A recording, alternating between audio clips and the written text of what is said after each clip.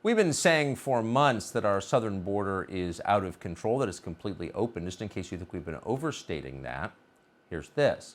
More than 13,000 Haitians have now crossed into Del Rio, Texas. Our own Bill Malugin has been on this story like nobody else. He was there on Saturday. Here's part of what he saw. What you're looking at right now is the U.S. side of the Rio Grande. That is a mass of several hundred illegal immigrants who have just crossed the Rio Grande, and look at this, several hundred more streaming across as we speak. We're on a boat in the Rio Grande. This is the Mexican side of the river right now. You can see it's a never-ending stream, hundreds of people crossing the Rio Grande basically every hour, and they're heading over to the International Bridge, which you can see in the background. Look at that mass of people. This is why the situation under the bridge continues to deteriorate. This is insane. The federal government has to wake up.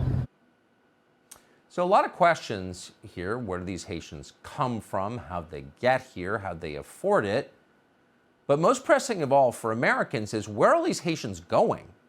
U.S. Border Patrol Chief Raul Ortiz just told Malugin that of the 12,000 migrants under the bridge in Del Rio, only adult men will be deported. Yeah, right. The rest will be processed and released into what you thought was your country, but turns out isn't. Today, Fox News' Peter Doocy asked the White House what our border czar thinks about all of this. Where's the vice president on any of this? Isn't she supposed to be addressing the root causes of migration? Absolutely, and she has been addressing the root causes of migration by working with countries in the region to ensure they have the assistance they need to reduce the number of people who are coming and trying to make those journeys across the border. We've actually seen some reductions in some of those numbers. That doesn't change the fact that this is a very challenging situation in Del Rio. We're working to implement our policies, and we're working to ensure we are also addressing root causes. So why does our guy have to wear the obedience mask and that woman doesn't? So many questions. Someone who can answer a lot of those questions is Lara Logan, host of the Lara Logan Has No Agenda show on Fox Nation, which is excellent. She joins us tonight. Lara, thanks so much for coming on. So how do these people get here? Where are they going? Do you know?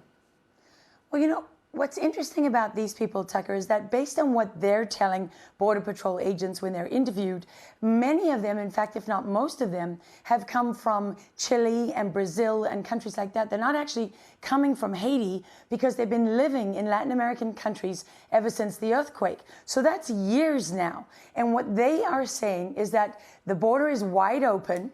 Everybody knows it's wide open. The message is loud and clear. They've seen people crossing there for months. The Biden administration doesn't do anything, and this is their chance. So they said their lives are pretty good. I've seen many of them in the airports here as they're cycled through and distributed all over this country.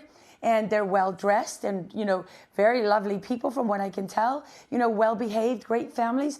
But what they don't look like is desperate. They don't look like, for example, Christians fleeing persecution from Nigeria who are actually in the midst of a genocide, who cannot even get asylum in this country, but the asylum laws are actually written for them. And what you're seeing happen here is, you know, those thousands of people under the bridge, Tucker, you know what the agents tell me? They've got like 24 porta-johns for those people. Several hundred of them, like around 300, escaped on Sunday morning. They just ran away. The conditions are miserable. They don't have enough food. They don't have any real facilities or security. It is an absolute unmitigated disaster. And what you're seeing happen here is all those people in the Biden administration that came from the Open Society Foundation that we're not allowed to talk about because that'll be the end of us, right? They'll come for all of us. Well, you know what? Those people, those advisors, they don't want a border. What does open society mean?